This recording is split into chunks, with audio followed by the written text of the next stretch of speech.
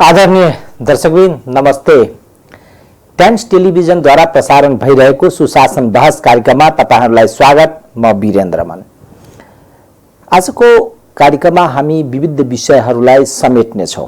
खास गरेर कुरा गरौं भने सरकार प्रदेश सरकारको जुन सञ्चालन गर्ने पद्धति छ त्यो अहिले पनि पुरानै पद्धति जस्तो देखिन्छ। यसको अर्थ के हो भने सरकार को जुन कर्मचारी तन्त्र छ त्यो कर्मचारी तन्त्रले सरकारले सञ्चालन गराउन सकिरहेको छैन वा उनीहरू काम गर्न चाहिरहेको छैन। यो दुईटा कुरा देखिन्छ। होइन भने कम से कम सरकारको प्रदेश सरकारको अरु ठाउँको कुरा त छोड्दौ, अरु मन्त्रालयका कुरा त छोड्दौ, कम से कम मुख्यमन्त्री र मन्त्री परिषदको कार्यालयको वेबसाइट त नियमित अपडेट हुनु पर्थ्यो। तर मन्त्री परिषदका निर्णयहरूको लागि राखिएको अवस्था छ। मन्त्री परिषदको निर्णय पनि 4 महिना पूर्व अपलोड गरिएको अवस्था छ। त्यसमा खासै गरेर नयाँ जानकारी नयाँ अपडेटहरू केही देखिएको छैन। ती पुरानै कुराहरूलाई मन्त्री परिषदको बैठकले समावेश गरिएको छ। अर्कोतर्फ आज प्रदेश लोक सेवा आयोगले प्रदेश प्रमुख तिलक परियार समक्ष आफ्नो 1 वर्षले गरेको गतिविधिको प्रतिवेदन बुझाउनु भएको छ। आर्थिक वर्ष 76-77 को प्रतिवेदन आज बुझाइएको छ। 1 वर्ष झन्डै खुलेको 1 वर्ष भइसक्यो प्रदेश लोक सेवा आयोग। त्यो बेलामा जब खुलिएको थिएन र त्यो विधेयकहरू प्रदेश सभामा अलि अल्पत्र अवस्थामा थियो, विपक्षी दलहरूको अवरोधहरू थियो, त्यसमा छुट्टा छुट्टै विचार मन्थनहरू भइरहेको थियो, त्यो बेलामा सरकारले स्पष्ट रूपमा के भनिरहेको थियो भने लोक सेवा हामीसँग छैन, हामी कर्मचारी भर्ना कसरी गर्ने। त्यो तर जब पारित गरियो हतारमा कर्मचारीलाई व्यवस्थापन गर्न सकेन, त्यहाँ जुन चाहिएको कर्मचारी पनि त्यहाँ छैन र पदपूर्ति जुन सदस्य थियो पदपूर्ति हतारमा गरियो र पदपूर्ति गर्ने जुन अध्यक्षदेखि सदस्यसम्म हुनुहुन्छ तलब खान बाहेक एक सुक्को काम गर्न सक्नु भएको छैन। समाजमा या राजनीति या अन्य जुन निकायहरू छन् त्यसले के भनिन्छ भने यदि तपाईले काम गर्नुहुन्न, जुन दायित्वको लागि तपाई तलब खानुहुन्छ भने त्यो नीतिगत भ्रष्टाचार हो। प्रदेश लोक सेवा आयोगले 1 वर्षसम्म काम गर्न सकेको छैन। काम के गरेको छ 22 बुन्दे उपलब्धि उसले देखाएको छ कि मैले 22 बुन्दे उपलब्धि हासिल गरे। त्यो उपलब्धिमा उसले वेबसाइट बनाएको छ, आफ्नो कर्मचारीको लागि आचार संहिता बनाएको छ, नियमावली बनाएको छ र 33 वटा पाठ्यक्रम बनाएको छ। बस यति हो। 22 लगायतका विविध कार्यक्रमहरू छ। यो आयोगबारे जानकारीमूलक पर्चा पम्फलेट बनाएको छ, वेबसाइट बनाएको छ, यी कुराहरू छ। तर कर्मचारी भर्ना जो पटक भन्दै थियो हामी कर्मचारी भर्ना खोल्छौं, प्रदेश सरकारले सबभन्दा पहिला प्रदेश प्रहरी ऐन ल्यायो। मुख्यमन्त्री लगायतका मन्त्रीहरूले भने अब हामी आफ्नै प्रहरी भर्ना गर्छौं, गर्न सकेन। र लोक सेवा आयोग अहिले करिब यदि हामीले विज्ञापन तात्कालै खोल्नु पर्ने अवस्था थियो भने त्यो बेलामा या तत्क्षण हामीले यो विधेयक ल्याएको भए कमसेकम त्यतिसम्म जुन 1 वर्षसम्म हामीले लोक सेवा आयोगका पदाधिकारीलाई तलब खुवाएर बसाएका छौं त्यो गर्नुपर्ने थिएन। हाम्रो करबाट जोगिन्थ्यो पैसा प्रदेश सरकारको, तर गर्ने के, किनभने यहाँ कार्यकर्तालाई पाल्नु पर्यो। लोक सेवा आयोगको गठन प्रक्रियालाई हेर्नुहुन्छ भने 2076 भदौ 22 गते सुरेन्द्र प्रसाद यादवलाई नियुक्ति गरेको छ प्रदेश सरकारले। तत्कालीन समाजवादी पार्टीबाट आबद्ध हुनुहुन्थ्यो उहाँलाई लोक सेवा आयोगको अध्यक्ष बनाइयो। सदस्यमा महारुद्र झालाई ल्याइयो। महारुद्र झा राजपा नेपालबाट प्रतिनिधित्व गरेर वो सो पार्टीको कोटाबाट हुनुहुन्छ र त्यसैगरी डाक्टर सुजाता देवलाई ल्याइयो नेकपाको कोटाबाट।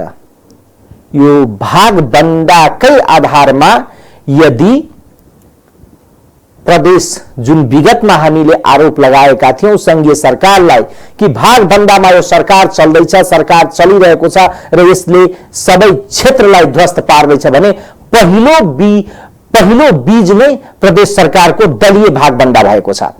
यो प्रदेश लोक सेवा आयोगको जुन गठन गर्यो र त्यसको परिणति के भयो भने आजसम्म 1 वर्षसम्म त अध्यक्ष र सदस्यलाई हामीले तलब दिएर बिना कामको राखे जस्तै भयो। आफ्नो भवन पनि छैन, भाडामा बसेको अवस्था छ। प्रदेश लोक सेवा आयोगले कर्मचारी भर्नाको लागि खास गरेर लोक सेवा आयोगको काम कर्तव्यमा कर्मचारी भर्नाको काम हो र कर्मचारी भर्ना गर्न नसकिरहेको अवस्था प्रदेश सरकारको आफ्नै निरीक्षताको अवस्था छ। कति कर्मचारी चाहियो प्रदेशलाई त्यो दिन सकिरहेको छैन प्रदेश सरकारले र यस्तो व्यथितिपूर्ण अवस्थामा हाम्रो यो प्रदेश सरकार चलिरहेको छ र हामी दिन प्रतिदिन कार्यकर्तालाई भर्ती केन्द्र बनाएर सञ्चालन गरिरहेका छौं। अर्थात् यो संघीयता भनेको कस्तो भइसक्यो भने संघीयता भनेको जनतालाई सेवा सुविधा दिनको निमित्त होइन कि आफ्ना कार्यकर्तालाई त्यसलाई सेटल गर्नको निमित्त आएको हो। त्यसकारणले यो संघीयता आज खर्चिलो बन्दै गइरहेको अवस्था छ। अर्को नीति पनि खुल्दैछ, सुन्दैछु 3 वटा नीति खुल्दैछ। कहीं नभएको जात्रा यहाँ भइरहेको छ र त्यो जात्रा गर्ने भनेको आफूलाई ठूलो मधेसका मसिहा मधेस आन्दोलनका जगमा बनेको सरकारले ती गाई जात्राहरू मचाइरहेका छन्। कहीं पनि राजनीति नीतिका आधारमा कुनै पनि संस्था सञ्चालन हुँदैन र यहाँ त त्यही हिसाबमा तलब दिने गरी अहिले 3 वटा फेरि 4 वटा खोलिदैछ। चलचित्र विकास बोर्ड, त्यसपछि मिडिया काउन्सिल, प्रेस मिडिया प्राधिकरण, मिडिया काउन्सिल, श्रमजीवी पत्रकार, यो 3 वटा निकाय छ जसमा प्राधिकरणलाई अति पावरफुल बनाइएको अवस्था छ र त्यसमा 1 जना अध्यक्ष र 2 जना सदस्य रहने गरी त्यसमा राखिएको व्यवस्था छ र ती 3 जनालाई तलबको व्यवस्था गरिएको छ। अर्थात् र त्यसको काम भनेको समानान्तर हिसाबमा त्यो प्रेस काउन्सिल जस्तै हो र यो आधारमा यो सरकार भनेको आफ्ना कार्यकर्ताहरूलाई कहाँ गएर सेटल गर्दिउँ त्यसमा मात्रै छ। अहिले जन लोकपाल विधेयक पारित भएर ऐन बनिसकेको अवस्था छ, त्यसमा पनि नियुक्तिको कुराहरू छ। त्यो अख्तियार जस्तै समानान्तर कमिटी बनाउने कुराहरू छ, समिति बनाउने कुराहरू छ। यस्तो अवस्थामा यो तमाम नियुक्ति खोलेर तत्काल यसलाई काम होस् नहोस् तर नियुक्ति गर्दिउँ किनभने कार्यकर्तालाई हामीलाई पाल्नु पर्ने अवस्था छ। यस्तो अवस्था छ र यस्तो व्यथितिपूर्ण अवस्था छ। अर्कोतर्फ आजको कार्यक्रममा हामी डाक्टर रञ्जन कुमार दाहालको त्रिभुवन विश्वविद्यालयमा भूगर्भ अध्ययनरत हुनुहुन्छ, अध्यापन गराउनुहुन्छ डाक्टर रञ्जन कुमार दाहाल। उहाँको हामी कुरा सुन्छौं। उहाँ कोरोना संक्रमित भएर कोरोनाबाट जुन पीडाहरू या जितेर आउनुभयो त्यो कसरी सम्भव हो त्यो पनि आजको कार्यक्रममा हामी प्रस्तुत गर्छौं र सबैभन्दा पहिला प्रस्तुत गर्छौं कि कोरोना संक्रमणको यत्रो अवस्था भयावह छ। त्यो अवस्था भयावहपूर्ण अवस्थामा चिकित्सकहरूले प्रयोग गर्ने खास गरेर मास्क, पन्जा, पीपीई लगायतका सामग्रीहरू तत्क्षण त्यसलाई व्यवस्थापन गर्नुपर्ने हो किनभने त्यसले संक्रमणको जोखिम बढाउने गरेको छ। तर त्यसलाई व्यवस्थापन नगरेर अहिले जनकपुरको प्रसिद्ध रामकालीन स्थल, सीताकालीन स्थलको रूपमा परिचित रहेको रामायणकालीन ती रंगभूमि मैदानमा फालिएको छ र त्यो बाटो पनि बन्द गरिएको अवस्था छ र त्यो बाटो भएर केही बाटोहरू कार्यालयहरू पनि छ र यत्र तत्र मास्कहरू फालिएको छ, पन्जाहरू फालिएको छ र त्यसले जोखिम बढाएको छ संक्रमणको। अस्पतालले व्यवस्थापन गर्नुपर्ने हो, नगरपालिकाले त्यसलाई व्यवस्थापन गरिदिनु पर्ने हो या कसले व्यवस्थापन गरिदिनु पर्ने हो त्यसको दायित्वबाट सबै आफ्ना निकाय मौन देखिएको छ र जोखिममा परेका छ स्थानीय जनता। एकैछिन हामी त्यो भिडियो देखाउँदैछौं, त्यो दृश्य देखाउँदैछौं जहाँ अल्पत्र अवस्थामा यता जता ततै फालिएको छ त्यो यो प्रयोग गरिएको मास्क र पन्जाहरू। हेर्नुस् यो दृश्य।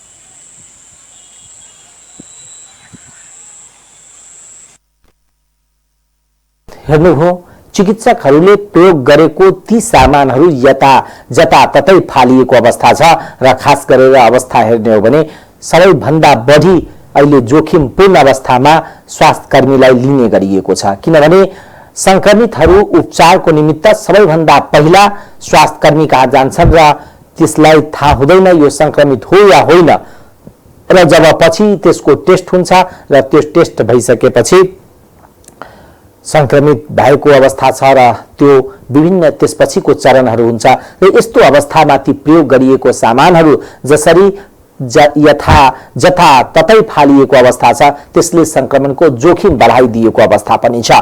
जनकपुरमा कोरोना संक्रमितको उपचारको क्रममा स्वास्थ्यकर्मी तथा डाक्टरले प्रयोग गरेका स्वास्थ्य सामग्री जथाभावी फाल्ने गरेका कारण स्थानीयवासी त्रसित भएका छन्।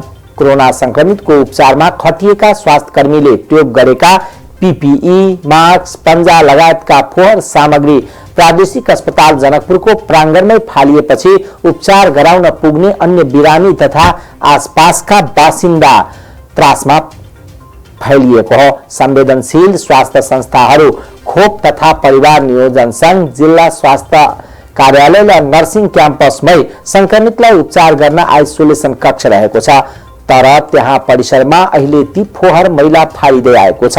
उक्त फोहोरको डंगुरमा दिनभरि दर्जनौं गाई, सुगुर, कुकुर जम्मा हुने गरेको छ र ती जनावर बस्तीमा पस्ने गरेकाले बस्तीमा त्रास फैलिएको छ। अस्पतालले संक्रमित फैलिन सक्ने फोहोर मैला व्यवस्थापन गर्न नसकेकोले आफूहरू त्रसित भएको स्थानीयको गुनासो रहेको छ। यहाँ आइसोलेसन भर्ना गरेदेखि नै हामी स्थानीयहरू त्रसित रहेको स्थानीय पूजा शर्माको कथन रहेको छ। तर कोरोना संक्रमितलाई उपचार गर्दा प्रयोग गरिएका फोहोर समेत अस्पतालले जथाभावी फालेपछि बस्तीमा कोरोनाको जोखिम बढेको छ उहाँले भन्नुभयो। कोरोना संक्रमितको संख्या दिन प्रतिदिन बढेकै कारण अस्पताल परिसरमा जथाभावी फालेको फोहोर खाएर सुँगुर, कुकुर, गाई बस्तीमा डुलेपछि डरले हामीलाई कुनै अति आवश्यक कामले घरबाट निस्किन समेत गाह्रो भएको छ। सबभन्दा बढी गंगालाल हृदय केन्द्रमा उपचार गराउन जाने गरेका बिरामी डराउने गरेका छन्। मुटु रोगीलाई कोरोना भाइरसको संक्रमणबाट बढी जोखिम हुने पछिल्लो अध्ययन तथा घटनाक्रमले देखाएका छन्। गंगालाल हृदय केन्द्रमा आफ्ना छोराको उपचार गराउन पुगेका सखुवा महेन्द्रनगर जनकलाल सिंह अस्पतालकै छेउमा कोरोना संक्रमितलाई उपचार गरेको पीपीई जस्ता फोहोर जथाभावी देखेपछि त्रसित हुन गरेका छन्। यस्तो संवेदनशील ठाउँमा यसरी जथाभावी अस्पताल जन्य फोहोर फाल्नु मुटु रोगीको लागि निकै घातक छ। झन्न त्यो फोहोर सुँगुर, कुकुर र गाईहरू डुल्छन् र पछि बस्तीमा पुग्छन् उहाँले भन्नुभयो। प्रादेशिक अस्पतालले किन यहाँ फोहोर यसरी जथाभावी फालेको हो? यस्ता फोहोरलाई त झन संवेदनशील भएर मानिस नजाने ठाउँमा राम्ररी व्यवस्थापन गर्नुपर्ने हुन्छ। यहाँ त चारैतिर स्वास्थ्य संस्था नै छन्। गंगालाल हृदय केन्द्र जनकपुरका प्रमुख डाक्टर राजेश शाहले जथाभावी फालेको फोहोरले यहाँ उपचार गराउन आउने बिरामीमा त्रास फैलिएको बताउनुभयो। यो ठाउँमा प्रादेशिक अस्पतालले पहिलादेखि नै फोहोर फाल्दै आएको छ। अहिले कहीं नगरपालिकाले पनि फोहोर फाल्छ। अस्ति मरेको एउटा गाई नगरपालिकाले ल्याएर गाडेको थियो डाक्टर शाहले भन्नुभयो। यो अति संवेदनशील ठाउँ भएकोले पटक पटक यहाँ फोहोर नफाल्न प्रादेशिक अस्पताल जनकपुर धाम उपमहानगरपालिकामा आग्रह गर्दा कुनै वास्ता गरिएको छैन। झन अब संक्रमितलाई उपचार गरेर फोहोर नै फ्याँकिएको छ। यता प्रादेशिक अस्पताल जनकपुरले अन्यत्र फोहोर फाल्ने ठाउँ नभएकोले अस्पतालकै जग्गा भएको उक्त ठाउँमा फोहोर व्यवस्थापन गर्न गरेको बताउनुभयो। तर संक्रमितलाई उपचार गरेको पीपीई लगायतको फोहोर केमिकल प्रयोग गरी डिस्पोज गरेर मात्र छेउको कन्टेनरमा राखेर जलाउने गरेको अस्पतालका निमित्त मेडिकल सुपिरिटेन्डेन्ट एन्ड डाक्टर जामुन सिंहले बताउनुभयो। फोहोर व्यवस्थापनको लागि डम्पिङ साइट चाहिन्छ। उपमहानगरपालिकाको डम्पिङ साइट छैन, उसले वास्ता पनि गर्दैन, त्यसैले अस्पतालकै जग्गामा व्यवस्थापन गर्नु परेको छ डाक्टर सिंहले भन्नुभयो। कोरोना संक्रमितलाई उपचार गरेको फोहोरलाई केमिकल प्रयोग गरी डिस्पोज गरेर मात्र व्यवस्थापन गर्ने गरिएको छ। त्यो फोहोरबाट आत्नु पर्दैन। अहिले बाहिर फोहोर व्यवस्थापनको कुनै विकल्प छैन। अब चाँडै संघीय सरकारको सहयोग फोहोर व्यवस्थापन गर्ने थर्मल प्लान्ट जडान हुन्छ। त्यसपछि यो समस्या रहँदैन। उहाँले कन्टेनरमा मात्र फोहोर राखेर जलाउने गरेको बताउँदै कहिले काहीँ फ्याक्नेहरूले कन्टेनर बाहिर पिपिई फालेको हुन सक्ने बताउनुभयो। अब सीसीटीभीबाट निगरानी गरेर जथाभावी फोहोर फाल्नेलाई कारबाही गर्ने उहाँको भनाइ छ। यता जनकपुर उपमहानगरपालिकाकी उपमेयर रीता झाले डम्पिङ साइट नरहेकोले फोहोर व्यवस्थापनमा समस्या भएको बताइन्। फोहोर व्यवस्थापनको समस्या चाँडै समाधान गर्न उपमहानगरपालिकाले पहल गरिरहेको उहाँको भनाइ छ। अब कोरोनाको चर्चा गरौं। प्रदेश नम्बर 2 मा आज पनि घटेको अवस्था छ। कोरोना संक्रमितहरूको संख्या खास गरेर आज 49 जना संक्रमित हुनुभएको छ, 4 जना महिला र 45 जना पुरुष गरी। धनुषामा आज 6 जना संक्रमित हुनुभएको छ, सिराहामा 40 जना जसमा महिला 2 जना पुरुष 38 जना हुनुहुन्छ, रौतहटमा 1, पर्सामा 1 र सप्तरीमा 1 जना हुनुहुन्छ। आजको संक्रमितको संख्या आज 1 जना हो। र नारायणी अस्पतालको कुरा गर्ने हो भने अस्पतालमा जसरी टेस्टको कुरा र सबैतर्फ टेस्ट भइरहेको थियो र त्यो कोरोना संक्रमितहरूको जुन परीक्षण थियो त्यो परीक्षणमा समस्या आएको छ र रिएजेन्ट किटको अभाव भएपछि परीक्षण रोकिएको अवस्था छ। यसतर्फ सरकारले समयमै ध्यान दिनुपर्छ। यसरी जोखिमपूर्ण अवस्था बढिरहेको, खास गरेर यातायात सञ्चालन गरिएको छ, सबैतिर खुल्ला गरिएको छ बजार। यस्तो अवस्थामा यसरी किटको अभाव भएपछि परीक्षण रोक्नु आउने दिनमा घातक साबित हुन सक्छ। यो खास गरेर संक्रमणको सन्दर्भमा। अब लागौं नेपालको कोरोना सन्दर्भमा आज के कस्तो अपडेटहरू छ त्यो विषयमा। स्वास्थ्य तथा जनसंख्या मन्त्रालयले सोमबार अपराह्न विगत 24 घण्टामा 1326 जनामा कोरोना संक्रमणको पुष्टि भएको जनाएको छ। यससँगै नेपालमा पुष्टि भएको संक्रमितको कुल संख्या 66,600 नागेको छ। यो अवधिमा 2 जनाको कोभिड-19 सँग सम्बन्धित कारणले मृत्यु भएको मन्त्रालयले उपलब्ध गराएको तथ्याङ्कमा उल्लेख छ। अहिलेसम्म 429 संक्रमितको मृत्यु भएको छ।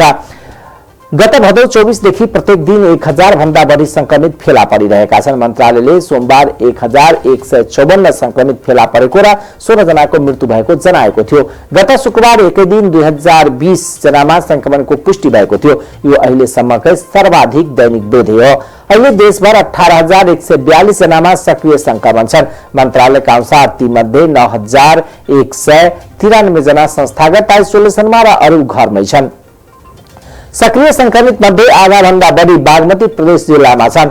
त्यसमा काठमाडौँ उपत्यकामा हुने संक्रमितको संख्या सर्वाधिक रहेको छ। अर्कोतर्फ निर्माणको कामको कुरा गरौं। मोरङको प्रदेश नम्बर 1 को मोरङ जिल्लाको अवस्था हो र करिब वर्षौं पहिला सुरु भएको पुल निर्माण अहिलेसम्म सुरु पनि हुन सकेको छैन र अल्पत्र परिरहेको अवस्था छ र त्यसले खास गरेर सृजना गरिरहेको समस्याहरूको विषय पनि छ। आज हामी त्यो विषयमा पनि प्रवेश गरौं। मोरङ 2 पालिका हुँदै पहाडी जिल्ला धनकुटालाई जोड्ने तुर्के खोलामा निर्माणाधीन अवस्थामा रहेको पुल 10 वर्षदेखि अल्पत्र बनेको छ। जिल्लाको केराबारी गाउँपालिका वाडा नम्बर 9 अन्तर्गत तुर्के खोलामा निर्माणाधीन पक्की पुल 10 वर्षसम्म निर्माण सम्पन्न नहुँदा सो क्षेत्रका बासिन्दाले आधारभूत आवश्यकता स्वास्थ्य, शिक्षा र खाद्यान्न जस्ता कुराहरू सहज रूपमा पाउनबाट वञ्चित भएका छन्। 2067 सालबाट निर्माण कार्य थालिएको सो पुल 2072 सालमा निर्माण सम्पन्न हुनुपर्ने थियो, तर पुल निर्माणको जिम्मा पाएको इटहरी सुनसरीको नीलगिरी निर्माण सेवाले सम्झौता अनुसारको कार्य नगरेकोले सो क्षेत्रका स्थानीयहरूले शास्ति खेप्दै आइरहेका छन्।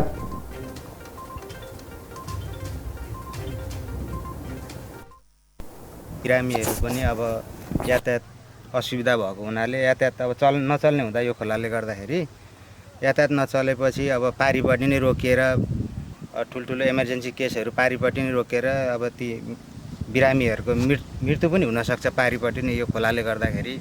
यो खोलाको अब पुल निर्माण हुने हो भने यहाँबाट यातायातको सुविधा भए बेलैमा चाँडै गएर हस्पिटल पुर्याउन सकिन्थ्यो, उपचार हुने थियो।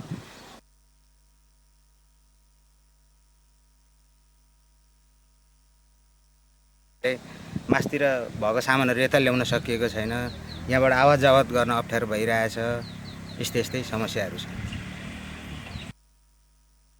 आसिफले भन्नुभयो जस्तै 68 सालदेखि बन्न सुरु गरेर 72 सालमा सिद्धिने भने पनि ठेकदारले फेरि म्याद थपेर चाहिँ ठेकदारकै लापरवाही भन्छु म सर्वप्रथम त उसले म्याद थपेर पनि आनकान गरिरहेछ। अहिले त झन् यो महामारी कोरोना भाइरसले गर्दा उसलाई सजिलो भयो होइन। एक त अर्को कुरो अब हाम्रो तर्फबाट पहल कदमी चाहिँ हामीले आफ्नो ठाउँबाट गर्नुपर्ने ठाउँमा माथि माननीय ज्यूहरूलाई जस्तै यस एरियाको के अरे सांसद उपेन्द्र घिमिरे र प्रतिनिधि सभाको सांसद माननीय घनश्याम खतिवडा ज्यूलाई पनि हामीले बारम्बार फोन मार्फत घचघचाइराखेका छौँ। यो पुलको लागि के गर्दै हुनुहुन्छ माननीय ज्यू?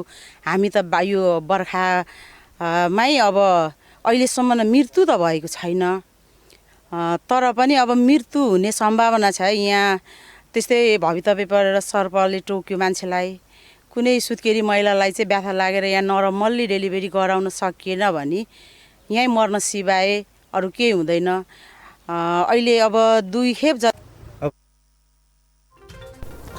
पहिले सम्झौता भएको मितिले 5 वर्षमा निर्माण कार्य सम्पन्न गरिसक्नुपर्ने प्रावधानमा नीलगिरी निर्माण सेवाका मालिक युवराज डाँगीले हस्ताक्षर गरेको भनिए पनि सम्झौता अवधि कार्य सम्पन्न नभएपछि पुनः 2073 सालमा अर्को म्याद थप गरी निर्माण कार्य थाल्ने गरिएको भए तापनि काम अगाडि बढाइएको छैन।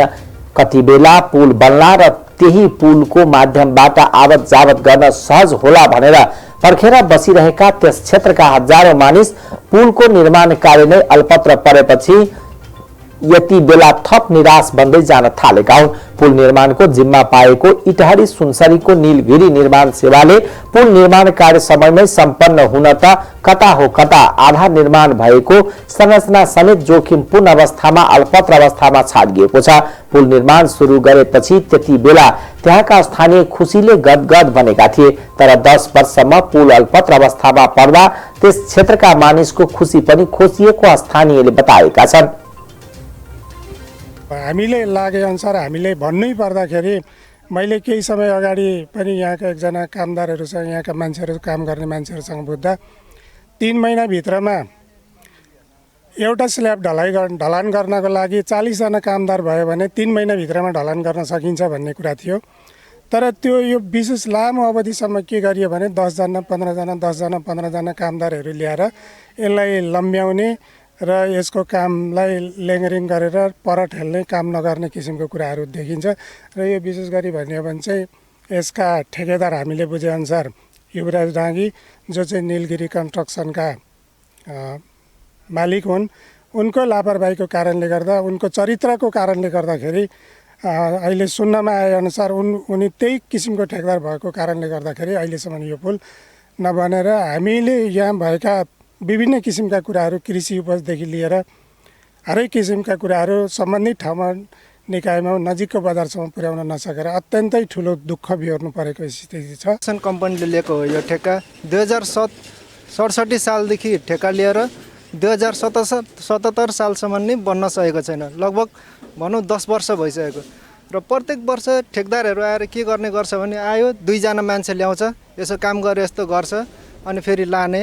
तपाईले यहाँ देख्नुहुन्छ यहाँनेरि यो वाल हिजो अस्ति मात्रै आएको बाढले भत्काएको र कतिचोटि यो खोलामा तर्न नसकेर गाडीहरू यहीँ बिचैमा अलपत्र परेर चाहिँ हामी स्थानीयहरूले ठेलेर हुन्छ कि ट्र्याक्टरले तानेर जेसिबीले तानेर यहाँबाट हामीले उद्धार गरेको छौँ।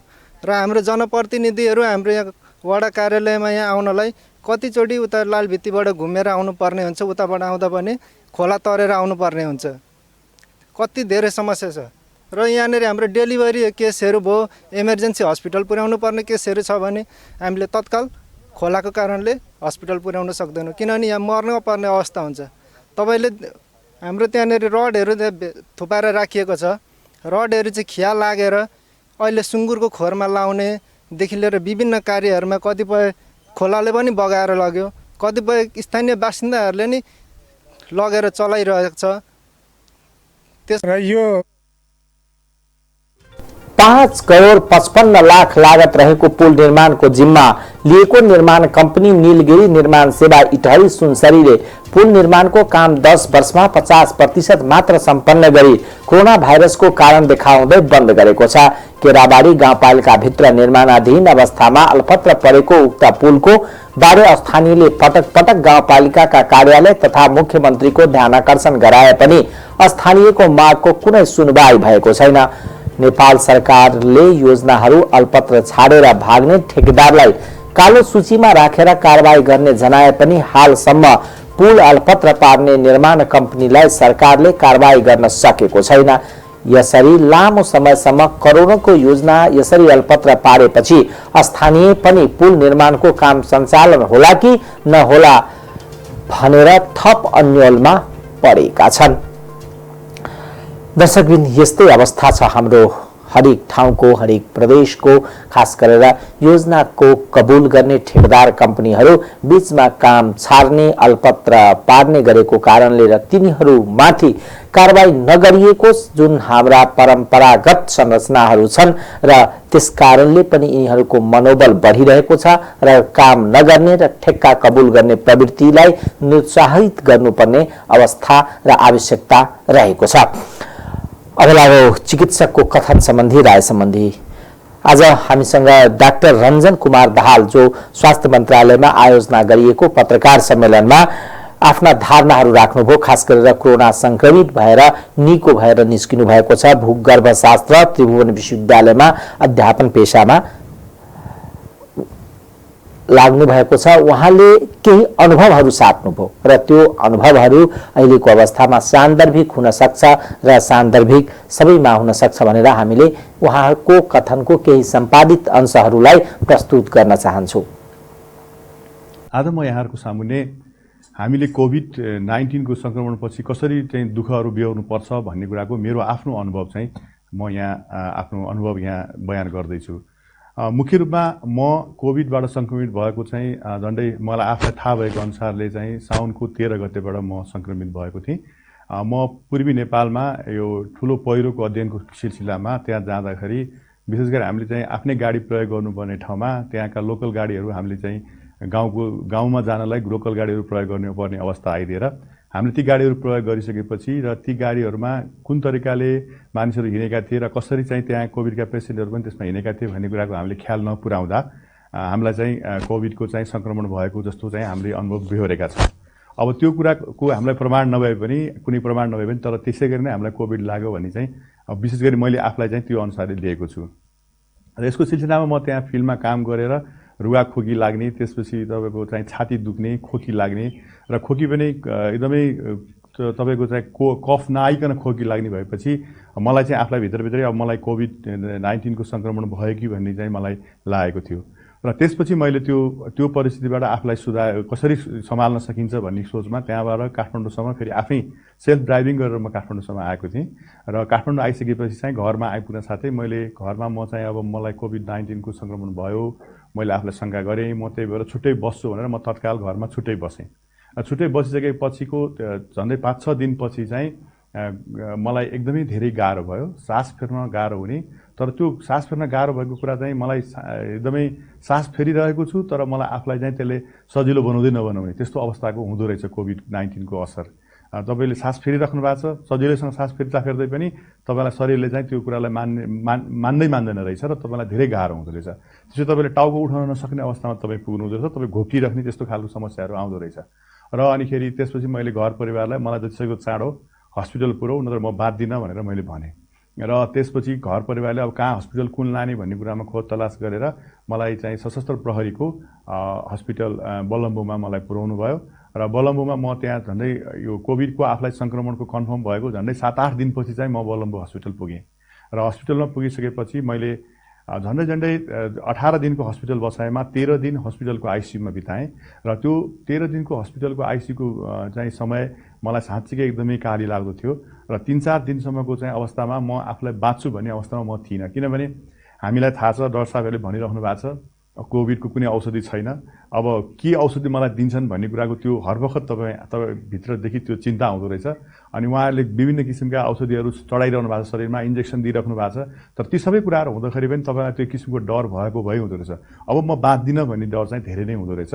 तर 2-3 दिनपछि चाहिँ डाक्टर साहबहरूले चाहिँ हर वखत त्यहाँको विशेष गरी उहाँहरूले दिने त्यो हौसला चाहिँ साँच्चीकै भन्ने हो भने त्यसलाई बयान गर्न सकिँदैन। त्यो यति उहाँहरूले यति राम्रोसँग हौसला दिनुभयो हामीलाई कि तपाईँ नआत्तिनुहोस्, नामै लिएर भन्नुहुन्थ्यो, रञ्जन सर तपाईँ नआत्तिनुहोस्, तपाईँलाई केही हुँदैन, तपाईँको एकदमै सुधार भएको छ, तपाईँ अगाडि बढिराख्नु भएको छ, तपाईँले यसलाई जित्नुहुन्छ, तपाईँ नआत्तिकन बस्नुहोस्, हामीले तपाईँलाई यस्ता यस्ता औषधिहरू चलाइरहेका छौँ, तपाईँलाई ती औषधिहरूले काम गर्दै आएको देखिन्छ, तपाईँको एक्सरे राम्रो देखिया छ, यस्ता कुराहरू चाहिँ उहाँले हामीलाई हौसला दिएर भनिराख्नुहुन्थ्यो। र त्यो कुराले गर्दाखेरि आफूलाई धेरै सजिलो मैले महसुस गरेँ तेस्रो दिनपछि। र एक किसिमको आत्मविश्वास आयो, पक्कै पनि डाक्टर साहबहरूको मेहनतले म बाँच्छु कि भन्ने मलाई भयो। र त्यो 4औं-5औं दिनपछि बिस्तारै मलाई भोक लाग्न थाल्यो। भोक यति नराम्रोसँग लाग्थ्यो, अहिले मैले हजुरहरूलाई भन्नुपर्दा मलाई त्यो मेरो भोक कस्तो हुन्थ्यो भने म त्यो खाना ल्याउने उहाँहरूको सेड्युल अनुसार खाना ल्याउने समयमा खाना नआइपुगेर म आँखाबाट आँसु झर्थ्यो मेरो त्यो भोक सहन नसकेर। अनि त्यो पीडा, त्यो कोभिडको त्यो सङ्क्रमण पछिको त्यो पीडा एकदमै झनै बढी डरलाग्दो हुँदो रहेछ। र मैले 18 दिनको हस्पिटल बसाइमा धेरै नै भोक सहेको छु, किनभने हस्पिटलको रुल अनुसारले नेपाल सरकारले दिने खानेकुरा हामीले खानु पर्थ्यो। त्यहाँ त्यो खानेकुरा खाने उहाँहरूको रुटिन अनुसारको चाहिँ खानेकुराहरू आउँथ्यो। तर त्यो खानेकुरा कुर्न नसकिने गरी चाहिँ हामीलाई भोक लाग्थ्यो। र मलाई मात्र होइन, त्यहाँ अरू साथीहरूलाई पनि मैले भोग लागेको, त्यो अरू पेसेन्टहरूलाई पनि भोग लागेको मैले देखेको छु त्यहाँ। त्यसैले त्यस्तो अवस्थामा हामी पुग्दा रहेछौँ। त्यो कोभिडको सङ्क्रमण चाहिँ एकदमै डरलाग्दो हुन्छ। 18 दिनको हस्पिटल बसाएपछि घर फर्किसकेपछि पनि आफूले चाहिँ झन्डै 14-15 दिन आइसोलेसनमा राखेँ। र आइसोलेसनमा बसेर आराम गरिसकेपछि मैले बिस्तारै अब आफ्नो काम क्रियाकलापहरू सुरु गर्छु भने।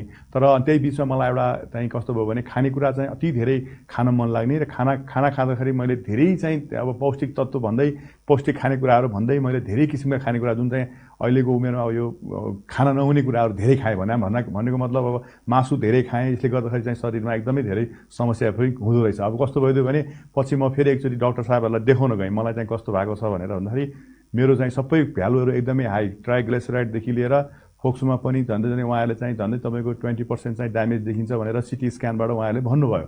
भने यसले के देखाउँछ भने कोरोनालाई हामीले जुन तरिकाले लिइरहेका छौँ केही होइन, यो हुँदैन भन्ने कुरा चाहिँ मैले आफूले बेहोरेर आइसकेको। किनभने मलाई कुनै रोग थिएन, न मलाई डायबिटिज थियो, न मलाई प्रेसरको कुनै समस्याहरू थियो, मलाई केही रोग थिएन। म एकदमै चाहिँ आफूलाई असाध्यै बलियो सम्झिन्थेँ। नेपालभरि जुनसुकै ठाउँमा पनि म ड्राइभरलाई हटाएर आफै ड्राइभिङ गरेर चाहिँ आफ्नो काम गर्न पुग्ने मान्छे चाहिँ म एकदमै नराम्रोसँग चाहिँ धराशायी भएको छु। त्यही भएर मैले के देख्छु भने कोरोनालाई हामीले जुन तरिकाले अहिले लिइराखेका छौँ, हाम्रो जनमानसमा एक किसिमको चाहिँ जुन एउटा स्कुल अफ थट भनौँ न, सोच जुन आएको छ, कोरोना भने केही पनि होइन, नेपाल सरकारले हामीलाई तर्साइरहेको छ भनेर हामीले भन्ने गरेका छौँ, त्यो चाहिँ कृपया यसलाई चाहिँ त्यसरी नलिदिनु चाहिँ म सबैजनालाई अनुरोध गर्दछु।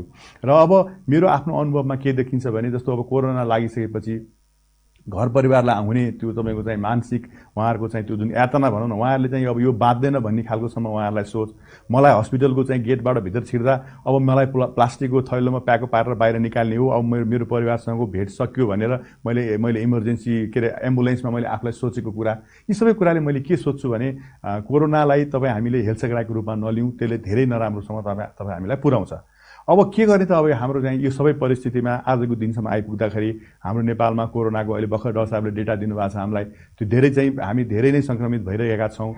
अब यो भइरहेनुको प्रमुख कारण नै के हो भने मैले आफूले चाहिँ गरेको हेलचक्राइ, जुन मैले त्यो गाडीमा बस्दाखेरि मैले मास्क लगाएको भए, हातमा मैले सेनिटाइजर चाहिँ प्रयोग गरेको भए, र मैले चाहिँ त्यहाँ अलिकति गाडीमा त्यो भिड नगरिकन 2-3 ट्रिप गरौँ, यसरी गाडीमा नजाउँ भन्ने खालको चाहिँ मैले सोच बनाएको भए सायद मलाई कोरोना सर्दैन थियो। यो कुरोलाई चाहिँ मनन गरेर मैले यहाँहरूलाई चाहिँ म के भन्न चाहन्छु भने हामीले आम नेपाली हामीले के सोच्नु पर्यो भने कोरोनाको भयावह अवस्था आउन नदिनलाई तपाईँ हाम्रै हात छ, र यो हातबाट हामी जोगिने उपाय के त, हामी कसरी चाहिँ यसलाई अगाडि कोरोनाका समस्याहरूबाट हामी कसरी जोगिने त भन्ने कुरामा मेरो सल्लाह चाहिँ हामी सबैजनाले नेपाल सरकारले सिकाएको एकदमै सजिलो उपाय, मास्क लगाउनुहोस्, आफूले सेनिटाइजर अथवा साबुन पानीले बेला बेलामा हात दिनुहोस् भन्ने कुरा। यो अब साबुन पानीले हात धुने कुरा कति समयमा व्यवहारिक नहोला हामीलाई, तर सानो यो सेनिटाइजरको सानो प्याकेट चाहिँ हामीले आफ्नो खल्तीमा लिएर हिँड्न सक्छौँ। त्यही भएर त्यो चाहिँ बगलमा त्यसलाई बोकेर हिँड्ने गऱ्यौँ भने हामीले कम्तीमा चाहिँ त्यो कुरालाई ध्यान दिउँ र सामाजिक दूरीको जुन नेपाल सरकारले हामीलाई सिकाइरहेको छ त्यो कुरालाई मान्यौँ भने हामीले कोरोनाबाट जोगिन सक्छौँ। आजको दिन आइपुग्दा मेरो अनुभव यहाँलाई भन्नुपर्दा म त्यत्रो सङ्क्रमित भएर म त्यत्रो दुःख पाएर आउँदाखेरि पनि मैले मास्क फुकाल्ने गल्तीहरू अझै गरिरहेको छु। हातमा सेनिटाइजर लाउन म बिर्सिन्छु कतिचोटि र कुराकानी गर्दा कुनै भेटघाट गर्दाखेरि चाहिँ मैले अझै पनि गल्तीहरू गरिरहेको छु भनेपछि हामीलाई यो कुरामा हाम्रो चाहिँ आनी बानी सुधार्न साँच्चीकै समय लाग्छ, त्यसमा कुनै शङ्का छैन। तर अबको दिनमा किनभने सरकारले विभिन्न सेक्टरलाई केही सेक्टर बाँकी राखेर सबै निषेधाज्ञाहरू चाहिँ अहिले कम हुँदै आइसकेको अवस्थामा अब हामी आम नेपाली जनताले चाहिँ यसलाई होइन हामीले यसो गर्नु हुँदैन, हामी यो चाहिँ मास्क सेनिटाइजर र सामाजिक दूरीलाई मूल मन्त्र मानेर अबका हाम्रा जीवनयापन जिउनुपर्छ। किनभने कति समय यस्तो समस्या रहन्छ भन्ने कुराको कुनै निर्क्योल अहिले हामीले गर्न सकेका छैनौँ। हाम्रो साइन्सले त्यो कुराको उत्तर दिन सकिरहेको छैन। त्यही भएर सबैजनाले मैले चाहिँ यसरी चाहिँ गर्नु हुँदैन, यी गल्तीहरू गर्नु हुँदैन र यो अनावश्यक हल्लाहरू अहिले धेरै किसिमका हल्लाहरू हामीले सुनिरहेका छौँ। ती हल्लाको पछाडि चाहिँ कदापि हामी जानु हुँदैन। त्यो जानु किन हुँदैन भन्ने कुराको एउटा एकदमै जल्दो बल्दो उदाहरण मै हुँ। मैले जुन किसिमको चाहिँ बेहोरेको छु त्यो बेहोराइबाट मलाई के लाग्छ भन्दा हामीले कोरोनालाई जुन तरिकाले हामीलाई बुझाइएको छ, जुन तरिकाका चाहिँ व्यवहारिकता र जुन तरिकाका चाहिँ सोचहरू हामीलाई चाहिँ दिइएको छ विभिन्न मिडिया मार्फत, ती कुराहरूमा हामीले चाहिँ विशेष गरी चाहिँ सबभन्दा बढी हामीले ध्यान दिएर सुन्नुपर्ने कुरा भनेको चाहिँ नेपाल सरकारले सिकाएका कुराहरू नै रहेछन् भन्ने कुरा प्रष्ट भएको छ। त्यसैले सरकारी आधिकारिक धारणाहरूलाई बुझौँ, सरकारले सिकाएका कुराहरूलाई मनन गरौँ र अहिलेको निषेधाज्ञाको चाहिँ कमजोर भएको अवस्थाको निषेधाज्ञालाई चाहिँ पालना गर्दै हामीले यो कोरोनाबाट जोगिनलाई आफै जुटौँ, अरू कसैको भर नपरौँ भन्ने कुरा चाहिँ म सबैजनासँग विनम्र अनुरोध गर्दछु। धन्यवाद। अनि सर, तपाईँलाई मान्छेहरूबाट कुनै अलि दुर्व्यवहार अलि ठिक भइसकेपछि घरमा आइसकेपछि त्यस्तो केही खप्नु पर्यो सरले? हजुर, मैले चाहिँ अब कस्तो भयो भने मैले पक्कै पनि त्यो दुर्व्यवहार भन्दा पनि डाइरेक्ट त्यसलाई एकदमै प्रत्यक्ष रूपमा दुर्व्यवहार म भन्दिनँ त्यसलाई। तर कस्तो हुन्छ भने अब अझै पनि छरछिमेकमा हिँड्दाखेरि चाहिँ होइन अब यो आफूलाई ठुलो मान्छे भन्ठान्थ्यो, कोरोना लाएर यो पुरा ढलेर हिँड्ने मान्छे हो भन्ने खालका चाहिँ समाजमा त्यो कुरा गर्दछन्। अब कतिसम्म भएको छ भने मेरो आफ्नो घरमा मेरो चाहिँ आमाले अथवा मेरो चाहिँ अरू मेरा परिवारले बच्चाहरूले श्रीमतीले बाहिर निक्लेर हिँड्दाखेरि चाहिँ मान्छेहरू नजिक आउन डराउने, यसलाई कोरोना लागेको परिवार हो, यो यसलाई चाहिँ परिवार यिनीहरूलाई चाहिँ कोरोना, सबैलाई कोरोना छ, त्यो डुल्ने तरकारी बेच्न डुल्नेहरूले जुन तरकारी बेच्दै आउँछन् तिनीहरूलाई त्यो घरमा नबेच है, त्यो बुढी मान्छेलाई कोरोना लागेको छ भन्नेसम्मका चाहिँ त्यो पनि तपाईँको नर्सले क्या, जो मान्छे नर्सिङमा काम गरिरहेको स्वास्थ्य कर्मीको मेरा छिमेकीले पनि त्यसरी भनेको छौँ, हामीले भेटेका छौँ। भने त्यसले चाहिँ एउटा एक किसिमको साह्रै नै डर लाग्ने अवस्था चाहिँ समाजमा आउँदो रहेछ। तर अब अहिले तपाईँको बिस्तारै त्यो कुराहरू बढ्दैछ। किन म चाहिँ काठमाडौँको सिनामङ्गल गैरी गाउँमा बस्छु। अब अहिले गैरी गाउँको धेरै ठाउँमा धेरैजनालाई चाहिँ कोरोना भएर उहाँहरूले चाहिँ अहिले त्यो मैले बेहोरेको दुःखहरू बेहोरिराख्नु भएको छ र अहिले बिस्तारै त्यो मनन गर्नुभयो। होइन हामीले रञ्जनलाई यस्तो भनेका थियौँ तर यो त गलत रहेछ भन्ने कुरो उहाँहरूले आफै मनन गर्न थाल्नु भएको छ। परिवारमा धेरैले मनन गरेका छन्, त्यो कुराहरू छरछिमेकमा मनन भएको छ र अहिले सरले भन्नुभएको जस्तो कुराहरूमा चाहिँ साँच्चै नै भन्ने हो भने हाम्रो शहरी वातावरणमा पनि त्यो कुरा चाहिँ एकदमै नराम्रोसँग फैलिएको छ। अब यसलाई चाहिँ त्यसरी फैलाएर नराखिकन मेरो चाहिँ सल्लाह के भन्दा जसको परिवारलाई कोरोनाको असर परेको छ उहाँहरू चाहिँ अब बाहिर निक्लिन मिल्दैन भने छरछिमेकले र वरपरका यो जुन हाम्रो चाहिँ खाद्य सामग्री बेच्ने चाहिँ जुन हुनुहुन्छ उहाँहरू व्यापारी साथीहरूले चाहिँ के गरिदिनु राम्रो होला भने बरु त्यो सामानहरू उहाँसँग फोनमा कुराकानी गरेर उहाँहरूको चाहिँ बरु एउटा खाता बनाइदिएर खानेकुराहरू गेटमा लगेर झुन्डाइदिने मात्र गर्नुभयो भने पनि त्यो परिवारले धेरै ठुलो राहत पाउँथ्यो। किनभने हामीले चाहिँ त मलाई याद छ म त्यो कोरोनाको अवधिभित्र बसुन्जेलसम्म घरमा दुध हालेको चिया खान पाइँदैन, किन दुध किन्न जान पाइँदैन। अब समस्याहरू एकदमै नसोचेका समस्याहरू चाहिँ धेरै हुँदो रहेछन्। किन उनीहरू दुध बेच्न डराउने, नजिक जान डराउने, त्यसपछि उनीहरूलाई त्यो हुने त्रास देखेर परिवारहरू त्यो सामग्रीहरू किन्न जान डराउने समस्या चाहिँ हुँदो रहेछन् सर। त्यो चाहिँ हामीले देखेको अनुभव त्यही हो। अनि नेपाल सरकारलाई केही भन्न चाहनुहुन्छ? हजुर, अब मेरो तर्फबाट म किनभने विपदमा झन्डै अहिले 20-25 वर्षदेखि नै म विपद व्यवस्थापनको सेक्टरमा काम गरिरहेको हुनाले चाहिँ मेरो अनुभवमा अहिलेसम्म नेपाल सरकारले आफ्नो स्रोत र उसले भ्याएसम्म यहाँ सरकारले गरिरहेको क्रियाकलापहरू चाहिँ धेरै सराहनीय छ। किनभने म किन बाँचेँ भन्नुहुन्छ भने मलाई नेपाल सरकारले बचाएको, यसमा कुनै शङ्कै छैन। किन मैले एएफपीमा आफ्नो उपचारको त्यत्रो आइसियुमा बसेँ, त्यत्रो सबै खानेकुराहरूदेखि लिएर सबै कुराको चाहिँ मैले 1 रुपियाँ पनि त्यहाँ पैसा मैले तिरेको छैन। भनेपछि यसको मतलब के भन्दाखेरि सरकारले जुन तरिकाले चाहिँ गरिरहेको छ त्यो साँच्चीकै धेरै सराहनीय छ। अब पक्कै पनि किनभने जुन तरिकाको कोरोनाको अहिले चाहिँ सङ्क्रमण बढिरहेको छ, गरेका कुराहरू पुगेका छैनन्। अलिकति हामीले चाहिँ यसमा चाहिँ अलिकति यो सेक्टरमा विशेष गरी यो आइसियुका कुराहरूलाई अलिकति चाहिँ बढाइदिन सक्यौँ। अहिले त्यो चाहिँ बेडहरू बढाउने कामहरूमा चाहिँ हामी अलिकति अगाडि बढ्न सक्यौँ र सबभन्दा महत्त्वपूर्ण कुरा चाहिँ मैले बिहोरेकोमा अब एकदम भन्न पनि अलिकति अप्ठ्यारो लाग्छ, तर भोकले म रोएको छु, त्यही भएर त्यो खानेकुरा पुर्याउने कुरालाई चाहिँ अलिकति व्यवस्थापन गरिदिन सक्यो हस्पिटलमा भने धेरै राम्रो हुन्थ्यो र कोरोनाका रोगीहरूलाई धेरै ठुलो राहत हुन्थ्यो जस्तै मलाई लाग्छ। दर्शकवृन्द, आजको कार्यक्रममा हामीले विविध विषयहरूलाई समावेश गर्यौं। खास गरेर मोरङमा जुन अल्पत्र अवस्थामा 10 वर्षदेखि अल्पत्र रहेको पुलको निर्माण, पुलको चर्चा गर्यौं। आजको कार्यक्रममा हामीले विशेष गरेर जनकपुरमा जसरी कोरोना संक्रमितको उपचार लगायतका फोहोर जन्य पदार्थहरू जथाभावी फाल्ने गरिएको कारणले त्यसले जोखिम बढाएको अवस्था छ, ती विषयमा पनि तपाईहरु समक्ष हामीले राख्यौं र डाक्टर रञ्जन कुमार दाहालको कथन पनि कार्यक्रममा समावेश गर्यौं। कार्यक्रम कस्तो लाग्यो? आफ्ना अमूल्य सुझावहरू हामीलाई पठाउनु होला। नमस्कार।